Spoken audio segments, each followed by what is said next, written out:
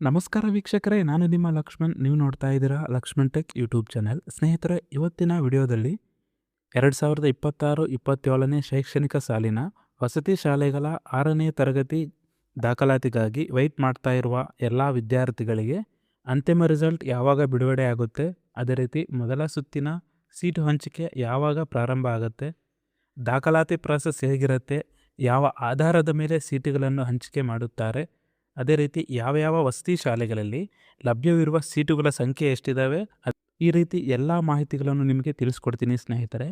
ಯಾರೆಲ್ಲ ನಮ್ಮ ಚಾನಲನ್ನು ಸಬ್ಸ್ಕ್ರೈಬ್ ಮಾಡಿಲ್ಲ, ಸೊ ಅವರು ಈ ಕೂಡಲೇ ಸಬ್ಸ್ಕ್ರೈಬ್ ಮಾಡಿಕೊಂಡು ಈ ವಿಡಿಯೋಗೆ ಲೈಕ್ ಮಾಡಿ ಸ್ನೇಹಿತರೆ. ನೀವು ಮಾಡುವ ಒಂದು ಲೈಕ್ ಮೂಲಕ ಈ ವಿಡಿಯೋ ತುಂಬ ಜನರಿಗೆ ತಲುಪಲು ಸಹಾಯ ಮಾಡುತ್ತದೆ ಸ್ನೇಹಿತರೆ. ಬನ್ನಿ ವಿಡಿಯೋನ ಸ್ಟಾರ್ಟ್ ಮಾಡೋಣ. ದಿನಾಂಕ 17/3/2026ರಂದು ತಾತ್ಕಾಲಿಕ ಫಲಿತಾಂಶವನ್ನು ಬಿಡುಗಡೆ ಮಾಡಿದ್ದು, ಅಂತಿಮ ಫಲಿತಾಂಶ ಪಟ್ಟಿಯನ್ನು ಇದೇ ತಿಂಗಳ ಕೊನೆಯ ವಾರದ ಒಳಗೆ ಬಿಡುಗಡೆ ಮಾಡಲಾಗುತ್ತದೆ ಸ್ನೇಹಿತರೆ. ಅಂತಿಮ ಫಲಿತಾಂಶ ಬಿಡುಗಡೆ ಮಾಡಿದ ನಂತರ ಏಪ್ರಿಲ್ ತಿಂಗಳಿನ ಮೊದಲನೇ ವಾರ ಅಥವಾ 2ನೇ ವಾರದ ಒಳಗೆ ಮೊದಲನೇ ಸುತ್ತಿನ ಸೀಟು ಹಂಚಿಕೆ ಪಟ್ಟಿಯನ್ನು ಬಿಡುಗಡೆ ಮಾಡುತ್ತಾರೆ ಸ್ನೇಹಿತರೆ. ಇವಾಗ ಲಭ್ಯವಿರುವ ಸ್ಥಾನಗಳ ಸಂಖ್ಯೆಯನ್ನು ನೋಡೋಣ ಸ್ನೇಹಿತರೆ. ಕ್ರೈಸ್ ಅಡಿಯಲ್ಲಿ ಕಾರ್ಯನಿರ್ವಹಿಸುತ್ತಿರುವ ಮೊರಾರ್ಜಿ ದೇಸಾಯಿ ಆಗಿರಬಹುದು, ಕಿತ್ತೂರು ರಾಣಿ ಚೆನ್ನಮ್ಮ ಆಗಿರಬಹುದು, ಇನ್ನಿತರೆ ವಸತಿ ಶಾಲೆಗಳಲ್ಲಿ ಲಭ್ಯವಿರುವ ಸ್ಥಾನಗಳ ಸಂಖ್ಯೆ ಕೆಳಗಿನಂತಿವೆ ಸ್ನೇಹಿತರೆ. ನೋಡಬಹುದು, ಈ ಒಂದು ಚಾರ್ಟ್ನ ನಿಮಗೆ ಕೊಟ್ಟಿದ್ದೇನೆ. ಕ್ರಮ ಸಂಖ್ಯೆ ಕೊಟ್ಟಿದ್ದಾರೆ, ವಸತಿ ಶಾಲೆಯ ಮಾದರಿ ಕೊಟ್ಟಿದ್ದಾರೆ, ಶಾಲೆಗಳ ಸಂಖ್ಯೆ ಕೊಟ್ಟಿದ್ದಾರೆ. ಅದೇ ರೀತಿ 6ನೇ ತರಗತಿ ಪ್ರತಿ ಶಾಲೆಗೆ ಮಂಜೂರಾತಿ ಸಂಖ್ಯೆ, ಲಭ್ಯವಿರುವ ಒಟ್ಟು ಸ್ಥಾನಗಳು, ಪರೀಕ್ಷೆ ಮೂಲಕ ದಾಖಲಾತಿಗೆ ಲಭ್ಯವಿರುವ ಸ್ಥಾನಗಳು.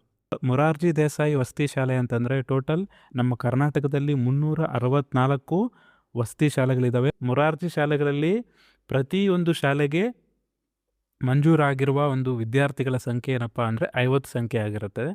ಅದೇ ರೀತಿ ಪ್ರವೇಶ ಪರೀಕ್ಷೆ ಮೂಲಕ ದಾಖಲಾತಿ ಲಭ್ಯವಿರುವ ಸ್ಥಾನಗಳ ಸಂಖ್ಯೆ ಬಂದ್ಬಿಟ್ಟು 9175. ಅದೇ ರೀತಿ ಇನ್ನು ವಿವಿಧ ವಸತಿ ಶಾಲೆಗಳಿದ್ದಾವೆ. ಕಿತ್ತೂರು ರಾಣಿ ಚೆನ್ನಮ್ಮ ಆಗಿರಬಹುದು, ಡಾಕ್ಟರ್ BR ಅಂಬೇಡ್ಕರ್ ವಸತಿ ಶಾಲೆ ಆಗಿರಬಹುದು, ಶ್ರೀಮತಿ ಇಂದಿರಾ ಗಾಂಧಿ ವಸತಿ ಶಾಲೆಗಳಾಗಿರಬಹುದು. ಸೊ ಈ ರೀತಿ ಪಟ್ಟಿಯನ್ನು ನೀಡಿದ್ದಾರೆ ಸ್ನೇಹಿತರೆ, ಎಷ್ಟು ಶಾಲೆಗಳ ಸಂಖ್ಯೆ ಇದ್ದಾರೆ, ಸೊ ಆ ಒಂದು ಶಾಲೆಗಳಲ್ಲಿ ಪ್ರತಿ ತರಗತಿಗೆ ಎಷ್ಟು ವಿದ್ಯಾರ್ಥಿಗಳ ಸಂಖ್ಯೆ ಎಷ್ಟಿದೆ, ಅದೇ ರೀತಿ ಪ್ರವೇಶ ಪರೀಕ್ಷೆ ಮೂಲಕ ದಾಖಲಾತಿಗೆ ಎಷ್ಟು ವಿದ್ಯಾರ್ಥಿಗಳ ಸ್ಥಾನಗಳಿದ್ದಾವೆ ಅಂತ ಇಲ್ಲಿ ಲಿಸ್ಟ್ ಕೊಟ್ಟಿದ್ದಾರೆ ಸ್ನೇಹಿತರೆ. ಈ ಲಿಸ್ಟ್ನ ನೀವು ನೋಡಬಹುದು ಅಂತ. 6ನೇ ತರಗತಿಗೆ ಲಭ್ಯವಿರುವ ಒಟ್ಟು ಸೀಟುಗಳ ಪೈಕಿ 21,535 ಅಂದರೆ 50% ಸೀಟುಗಳನ್ನು ಪ್ರವೇಶ ಪರೀಕ್ಷೆ ಮೂಲಕ ಹಂಚಿಕೆ ಮಾಡಲಾಗುವುದು. ಹಾಗೂ ವಿಶೇಷ ವರ್ಗದ ಮಕ್ಕಳಿಗೆ ಲಭ್ಯವಿರುವ 21,535 50% ಸೀಟುಗಳನ್ನು ಮೀಸಲಾತಿ ಅನ್ವಯ ನೇರ ಪ್ರವೇಶಾತಿ ಮೂಲಕ ದಾಖಲಾತಿ ನೀಡಲಾಗುವುದು ಸ್ನೇಹಿತರೆ. ವರ್ಗವಾರು ಪ್ರವೇಶ ಸಂಖ್ಯೆ ಎಷ್ಟಿರುತ್ತೆ ಅಂತ ನೋಡೋಣ. ಯಾವ ಶಾಲೆಗಳಲ್ಲಿ ಯಾವ ವರ್ಗಗಳಿಗೆ ಎಷ್ಟು ಸೀಟುಗಳನ್ನು ಹಂಚಿಕೆಯಾಗಿರುತ್ತದೆ ಅಂತ ಈ ಒಂದು ಚಾರ್ಟ್ನಲ್ಲಿ ನಾವು ನೋಡಬಹುದು. ಎಕ್ಸಾಂಪಲ್, ಇಲ್ಲಿ ವಸತಿ ಶಾಲೆಗಳಿದ್ದಾವೆ. ಪರಿಶಿಷ್ಟ ಜಾತಿ, ಪರಿಶಿಷ್ಟ ಪಂಗಡ ಅಥವಾ ಹಿಂದುಳಿದ ವರ್ಗ, ಸಾಮಾನ್ಯ ಮತ್ತು ಒಟ್ಟು ಅಂತ ಈ ರೀತಿ ಲಿಸ್ಟ್ ಇದೆ ಸ್ನೇಹಿತರೆ.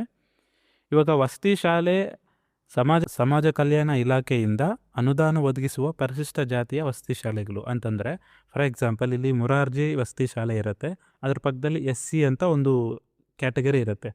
ಸೊ ಆ ಒಂದು SC ಕ್ಯಾಟಗರಿಗೆ ಸೇರಿದ ಒಂದು ಶಾಲೆ ಆಗಿರುತ್ತೆ. ಸೊ ಆ ಒಂದು ಶಾಲೆಯಲ್ಲಿ ವಿವಿಧ ವರ್ಗಗಳಿಗೆ ಎಷ್ಟೆಷ್ಟು ಮೀಸಲಾತಿಯನ್ನು ಸೀಟುಗಳ ಹಂಚಿಕೆಯನ್ನು ಮಾಡಲಾಗಿದೆ ಅಂತ ಇಲ್ಲಿ ನೋಡಬಹುದು.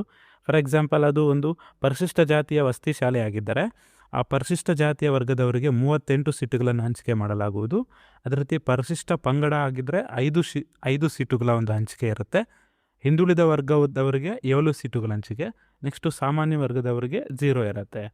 ಸೊ ಅದೇ ಥರ ಪರಿಶಿಷ್ಟ ವರ್ಗಗಳ ಕಲ್ಯಾಣ ಇಲಾಖೆಯಿಂದ ಅನುದಾನ ಒದಗಿಸುವ ಪರಿಶಿಷ್ಟ ಪಂಗಡದ ವಸತಿ ಶಾಲೆಗಳಲ್ಲಿ ಯಾವ್ಯಾವ ಒಂದು ವರ್ಗಗಳಿಗೆ ಎಷ್ಟು ಒಂದು ಸೀಟುಗಳ ಹಂಚಿಕೆಯನ್ನು ಮಾಡಲಾಗುತ್ತದೆ ಅಂತ ಇಲ್ಲಿ ನೋಡ್ಕೋಬಹುದು. ಸೊ ಅದೇ ಥರ ಯಾವ್ಯಾವ ಒಂದು ವರ್ಗದಿಂದ ಆ ಶಾಲೆಗಳಿದ್ದಾವೋ, ಸೊ ಆ ಒಂದು ವರ್ಗದ ಆ ಲಿಸ್ಟನ್ನು ಸಹ ಇಲ್ಲಿ ಕೊಟ್ಟಿದ್ದೇನೆ. ಸೊ ನೀವು ಇಲ್ಲಿ ಗಮನಿಸಬಹುದಾಗಿರುತ್ತೆ. ಸೀಟು ಹಂಚಿಕೆ ಮತ್ತು ದಾಖಲಾತಿ ವಿಧಾನ.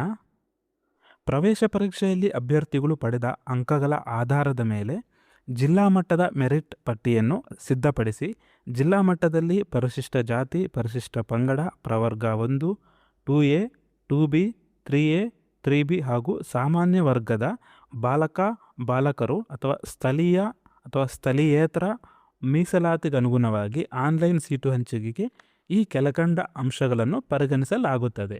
ಯಾವಪ್ಪ ಆ ಒಂದು ಅಂಶಗಳಂತಂದರೆ, ಅಭ್ಯರ್ಥಿಗಳು ಪ್ರವೇಶ ಪರೀಕ್ಷೆಯಲ್ಲಿ ಪಡೆದ ಅಂಕಗಳು ಮೆರಿಟ್, ಅಭ್ಯರ್ಥಿಯು ಸೇರಬಯಸುವ ವಸತಿ ಶಾಲೆಗಳ ಶಾಲಾವಾರು ಆದ್ಯತೆ. ಇದು ಯಾವಾಗ ಆಗಂತಂದರೆ, ನಾವು ಅಪ್ಲಿಕೇಶನ್ ಹಾಕಿದಾಗ ನಾವು ಯಾವ ಒಂದು ಶಾಲೆಗೆ ಫಸ್ಟು ಪ್ರಿಫರೆನ್ಸ್ ಕೊಟ್ಟಿರ್ತೀವಿ. ಒಂದು ವೇಳೆ ಈ ಶಾಲೆ ನನಗೆ ಸಿಕ್ಕಲಿಲ್ಲ ಅಂತಂದರೆ ನೆಕ್ಸ್ಟ್ ಯಾವುದು ನನಗೆ ಆದ್ಯತೆ ಕೊಡಬೇಕು ಅಂತ ನಾವು ಟಿಕ್ ಮಾರ್ಕ್ ಹಾಕಿರ್ತೀವಲ್ಲ, ಸೊ ಅದರ ಆಧಾರದ ಮೇಲೆ.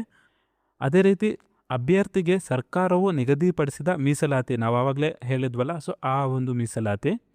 ಈ ಮೇಲ್ಕಂಡ ಅಂಶಗಳ ಆಧಾರದ ಮೇಲೆ ಸೀಟ್ ಮ್ಯಾಟ್ರಿಕ್ಸ್ ಸಿದ್ಧಪಡಿಸಿ ಘನೀಕೃತ ಸ್ವಯಂ ಆಯ್ಕೆ ಕಂಪ್ಯೂಟರೈಸ್ಡ್ ಆಟೋ ಸೆಲೆಕ್ಷನ್ ಮೂಲಕ ಪಾರದರ್ಶಕವಾಗಿ ಅಭ್ಯರ್ಥಿಯು ತಮ್ಮ ಸ್ವಂತ ಜಿಲ್ಲೆಯ ವಸತಿ ಶಾಲೆಗಳಿಗೆ ಮಾತ್ರ ಪ್ರವೇಶ ಪಡೆಯಲು ಅರ್ಹರಿರುತ್ತಾರೆ.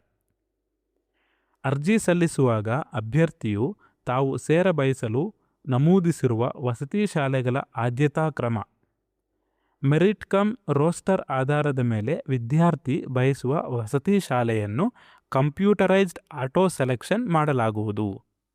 ಆಯಾ ಜಿಲ್ಲೆಯ ಅಭ್ಯರ್ಥಿಯನ್ನು ಮಾತ್ರ ಪರಿಗಣಿಸಿ ಒಂದು ತಾಲೂಕಿನ ವಸತಿ ಶಾಲೆಗಳಿಗೆ ಅದೇ ತಾಲೂಕಿನ ನಿವಾಸಿಯಾದ ವಿದ್ಯಾರ್ಥಿಗಳಿಗೆ 75% ಸ್ಥಾನವನ್ನು ಹಂಚಿಕೆ ಮಾಡಿ, ಉಳಿದ 25% ಸ್ಥಾನಗಳಿಗೆ ನಿಯಮಾನುಸಾರ ಅದೇ ಜಿಲ್ಲೆಯ ಬೇರೆ ತಾಲೂಕಿನ ವಿದ್ಯಾರ್ಥಿಗಳಿಗೆ ಮಾತ್ರ ಸೀಟು ಹಂಚಿಕೆ ಮಾಡಲಾಗುವುದು.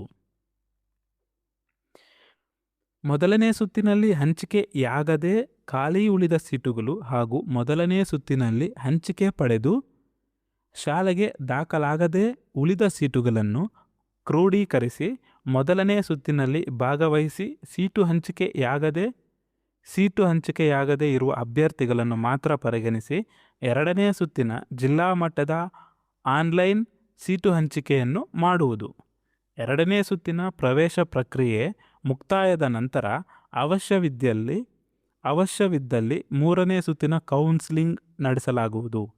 ಇನ್ನೂ ಹೆಚ್ಚಿನ ಸುತ್ತಿನ ಕೌನ್ಸಿಲಿಂಗ್ಗೆ ಅಗತ್ಯವಿದೆ ಎಂಬ ಅಂಶ ಗಮನಕ್ಕೆ ಬಂದರೆ ಕೌನ್ಸಿಲಿಂಗ್ ನಡೆಸಲಾಗುವುದು.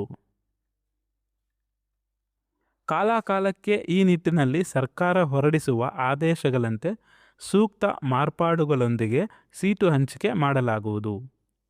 ಮೇಲ್ಕಂಡಂತೆ ಸೀಟು ಹಂಚಿಕೆ ಪ್ರಕ್ರಿಯೆಯಲ್ಲಿ ಖಾಲಿ ಉಳಿಯುವ ಸ್ಥಾನಗಳಿಗೆ ಈ ಕೆಳಕಂಡ ಕ್ರಮ ಅನುಸರಿಸಲಾಗುವುದು. ಸೊ ಇಷ್ಟು ಇವತ್ತಿನ ಮಾಹಿತಿ ನಿಮಗೆ ಇಷ್ಟ ಆಗಿತ್ತು ಅಂತಂದರೆ ಲೈಕ್ ಮಾಡಿ, ಶೇರ್ ಮಾಡಿ, ಸಬ್ಸ್ಕ್ರೈಬ್ ಮಾಡ್ಕೊಳ್ಳಿ. Thanks for watching. Jai Hind.